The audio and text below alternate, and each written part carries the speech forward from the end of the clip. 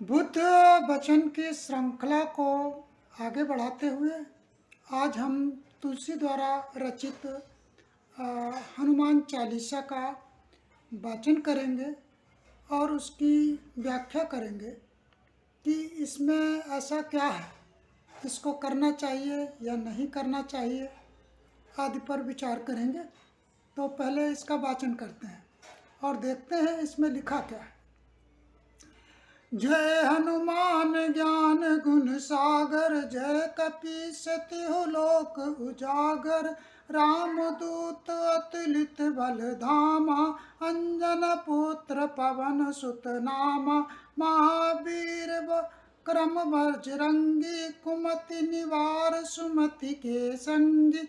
कंचन वरण विराज सुवेशा, कानन कुंडल कुंचित केसा। हाथ वज्र और ध्वजा विराजे, कांधे मूज जनेऊ साजे। शंकर सुवन केसरी नंदन, तेज प्रताप महाजग वंदन। विद्यावान गुणी अति चातुर, राम काज करिबे को आतुर। प्रभु चरित्र सुनिबे को रसिया, राम लखन सीता मन बसिया। सूक्ष्म रूप धरि सिया दिखावा, विकट रूप धरि लंक जरावा। भीम रूप हरि असुर सहारे, रामचंद्र के काज सवारे। लाए सजीवन लखन जियाए, श्री रघुवीर हरि शिवर लाए। रघुपति कीनी बहुत बड़ाई, तुम मम प्रिय भरति सम भाई। सहस बदन तुम्हारो जस गावे, अस अति सुखदायक फल पावे। सदा रहो रघुपति के दासा, तुम्हारे भजन राम को पावे। अंत काल रघुवरपुर जाई, जहाँ जन्म हरि भक्त कहाई। और देवता चित्त न धरे, हनुमत से सर्व सुख करिए। संकट कटे मिटे सब पीरा, जो सुमिरै हनुमति बलवीरा। जय जय जय हनुमान गोसाई, कृपा करहु गुरुदेव की नाई। जो सतवार पाठ कर कोई, छूटे वंदे महा सुख होई। जो ये पढ़े हनुमान चालीसा, होय सिद्ध साखी गौरी सा। तुलसीदास सदा हरिचेरा, की जय नाथ हृदय मह डेरा। पवन ताय संकट हरन मंगल मूर्ति रूप, राम लखन सीता सहित हृदय बसहु सुरभूप। इसके बाद तुलसीदास ने एक और दोहा लिखा जो इसी से मिलता जुलता है। पवन तनय बल पवन समाना, बुद्धि विवेक विज्ञान निधान। कवन सो काज कठिन जग माही, जो नहीं होत तात तुम पाही। राम दूत तुम राखक हमारे, संकट मोचन सुन मम पुकारे। सब पर राम तपस्वी राजा, तिनके काज सकल तुम साजा। और मनोरथ जो कोई लावे, सोई आशीत जीवन फल पावे। चारों जुग परताप तुम्हारा, है परिसिद्ध जगत उजियारा। साधु संत के सुख तुम रखवारे, असुर निकंदन राम दुलारे। अष्ट सिद्धि नव निधि के दाता, असवार दीन जानकी माता। राम रसायन तुम्हारा पासा, सदा रहो रघुपति के दासा। तुम्हारा भजन राम को पावे, जन्म जन्म के दुख विसारे। अंत काल रघुवरपुर जाई, जहाँ जन्म हरि भक्त कहाई। संकट मिटे मिटे सब पीरा, जो सुमिरै हनुमति बलवीरा। जय जय जय हनुमान गोसाई, कृपा करो गुरुदेव की नाई, जो सतवार पाठ कर कोई, छुटे बंद महा सुख होई। जो ये पढ़े हनुमान चालीसा, होय सिद्ध साखी गौरीशा। तुलसी दास सदा हरि चेरा, कीजे नाथ हृदय मह डेरा। मैंने इसको अपने जीवन में दूसरी बार पढ़ा है।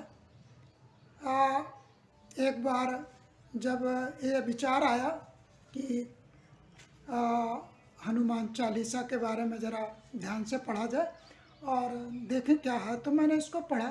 फिर मुझे लगा कि नहीं, इस पर कुछ बातें कहने की आवश्यकता है, तो दूसरी बार आज इसको पढ़ रहा हूँ आपके सम्मुख। अब इस पूरे तुलसी की अभिव्यक्ति में आप देखिए, तो तुलसी ने हनुमान जी के रूप को और उनके शौर्य को अपनी कल्पना के अनुसार जो है वाचन किया है, लिपिबद्ध किया है, और अपने आप को श्रेष्ठ दिखाने के लिए इसमें इसको पढ़ने से लोगों को क्या लाभ हो सकता है आदि आदि उन्होंने बातें की। और उसके साथ साथ इसमें लिखा कितने बार वाचन करना है, 7 बार वाचन करना है। तो 7 बार वाचन करने से क्या होगा। अब मैं वही पहली बार जब पढ़ रहा, उसके बाद दूसरी बार पढ़ा, तो कहीं ना कहीं आप देख रहे हैं कि जो कंठ है, कंठ में उच्चारण सही रूप में नहीं आते, जल्दी से नहीं आते। तो इसको कंठ को सही से रियाज करने के लिए, कंठ को एक अभ्यास देने के लिए ये तुलसी का एक अच्छा श्लोक है, भक्ति भाव से भरा हुआ। तो और उसमें कहा गया 7 बार। और बच्चों को हनुमान चालीसा पढ़ने को कहा जाता है कि जब बच्चों के लिए हनुमान चालीसा पढ़ने को कहा जाता है तो बच्चे छोटे हैं, अभी ना तो वो लगातार इतना पढ़ सकते हैं और ना ही जो है उनका कंठ उस तरह से खुला हुआ होता है। लेकिन जब वो रियाज करते हैं तो उनका कंठ भी खुलने लगता है और एक लंबी श्रृंखला को गे पद के रूप में वो इसको कह पाते हैं। तो बच्चों में ये प्रतिभा निखार के लिए तुलसी का एक बहुत अच्छा ये श्लोक है जिसको उन्होंने कहा है। और दोनों पदों में हम देखते हैं 2 बार इन्होंने इसी बातों को कहा। एक तो दोहे के रूप में कहा जो शायद रामचरितमानस से कहीं से लिया गया हो, और एक अलग से हनुमान चालीसा है। तो दोनों में समान बातें, समकक्ष बात। तो इस प्रकार हम देखते हैं कि तुलसीदास जी द्वारा रचित हनुमान चालीसा के माध्यम से व्यक्ति भाग्यवादी हो गया, ये कर्मवादी नहीं रहा, अपने श्रम पर उसको विश्वास नहीं रहा, वह केवल हनुमान की कृपा पर विश्वास करने लगा। तो इस तरह से हम मुगल शासकों, शासन व्यवस्था के खिलाफ कोई विद्रोह नहीं कर सके और लंबे समय तक ये श्रृंखला चलती रही और हमने मुगल शासन को एक्सेप्ट कर लिया। तो अल्टीमेटली तुलसीदास द्वारा इस भक्ति भाव की रचना का समाज पर बुरा प्रभाव पड़ा, व्यक्ति कर्मवादी नहीं रहा। दूसरी तरफ अगर तुलसी के इस कथन को हम ध्यान से देखें तो ये कंठ को और 7 बार रियाज करने के कारण कंठ उच्च कोटि का होता है। अगर नियमित रूप से इसका रियाज करते हैं तो अच्छा कंठ, लेकिन चित्त में भाव रहना चाहिए, व्यक्ति बुद्धिवादी होना चाहिए जिसको ये पता लगे कि ये जो रियाज हम कर रहे हैं वो अपने गले को अच्छा बनाने के लिए कर रहे हैं तो ठीक है। लेकिन यदि इसमें भक्ति भाव का भाव आ जाता है और इसके साथ साथ इसमें जो कर्मवादी मानसिकता है उसका अगर हानि होती है, उसका लॉस होता है, तो फिर ये अपना प्रभाव नकारात्मक रूप में ज़्यादा देता है। इसके साथ साथ हम सकता है उनका कहीं पर कुछ क्या कहते हैं भक्ति भाव रहा हो। वैसे तो तुलसी का एक स्वरूप दिखता है विद्रोही भावना, पत्नी के डांटने पर वो राम में विलीन हो गए या राम में लिप्त हो गए या राम की गुणगान करने लगे। तो तुलसी के अंदर एक विद्रोह की तो भावना है ही, और वो विद्रोह, अहंकार और क्रोध की जो भावना दिखाई देती है, वो तुलसी का एक और छंद जो कहा जाता है, ढोल गवार शूद्र पशुनारी, इस तरह के जो हैं उनमें भी दिखता है कि तुलसीदास में दो तरह के अंतर्भाव हैं। एक अंतर संघर्ष है जो दिखाई देता है। एक तरफ वो लड़ना भी चाहते हैं और दूसरी तरफ अंदर से डरे हुए भी हैं। तो ये दोनों ही चीज़ें हमको जो है तुलसी द्वारा रचित हनुमान चालीसा में दिखाई देती है, जहाँ हम अपने विरोधी को मिटा देना तो चाहते हैं, लेकिन किसी दूसरे की कृपा के द्वारा। तो इस वैज्ञानिक युग में आवश्यकता है कि हम अपने श्रम पर, अपने बुद्धि विवेक पर विश्वास करें। तो तुलसी की इस हनुमान चालीसा का वाचन यदि करते हैं तो चित्त में ये भाव रहना चाहिए कि हम अपने कंठ को उत्तम कोटि का बना रहे हैं, न कि किसी की कृपा पाने के लिए कर रहे हैं। इसके अलावा तुलसी के अतिरिक्त यदि जो नास्तिक प्रकृति के लोग हैं, उनके धर्म ग्रंथों को देखिए या उनकी रचनाओं को देखिए, तो इस तरह का एक स्वरों का तालमेल नहीं मिलता। तुलसी की विशेषता यह है कि उन्होंने स्वरों का, शब्दों का जो तालमेल बैठाला है, चाहे वो रामचरितमानस में लें, चाहे हनुमान चालीसा में लें, या इनके अन्य जो उन्होंने रचनाएं की हैं मंत्रों की, उनमें लें, एक अच्छा तालमेल मिलता है जो कंठ को सुरीला बनाने की दिशा में अच्छा रामचरितमानस से लिए गए कुछ वचनों का अध्ययन करने के पश्चात हम ये देखते हैं कि ये किस कालखंड में लिखी गई। तो संभवतः ये 16वीं शताब्दी में लिखी गई है। 16वीं शताब्दी की मानवीय स्थितियाँ क्या थी? यहाँ पर मुगलों का शासन था। तो मुगलों के शासन में मुगलों ने अपने आप को मुगलों के साथ जो है यहाँ के राजा रजवाड़ों ने अपने आप को सेट कर लिया था। तुलसी वास्तव में इससे आहत थे। आम जनता में भी थोड़ा सा आक्रोश था। तो इस बीच शक्ति के साथ संतुलन बनाने के लिए तुलसी ने राजाओं को, जैसे कि मैंने अपने एक व्याख्यान दिया था कि राजा जो है वो संतों से या गुरुओं से डरते क्यों रहे हैं, उसमें मैंने इसकी व्याख्या की। तो तुलसीदास ने भी आम जनता को, उनके आक्रोश को दबाए रखने के लिए इस तरह के हनुमान चालीसा का वाचन किया और लोगों को, आम जनता को प्रोत्साहित किया कि इसका वाचन करें, ताकि राज्य के बारे में जनता का विद्रोह ना फैले और वो भगवान पर आश्रित हो जाए, हनुमान पर आश्रित हो जाए और उनकी कृपा पर आश्रित हो जाए। इसलिए तुलसी ने राज्य को बचाने के लिए और आम जनता को दूसरी दिशा में डाइवर्ट करने के लिए इस तरह का षड्यंत्र किया। उसका परिणाम ये हुआ कि मुगल शासन एक लंबे समय तक भारतीय परिवेश में बना रहा।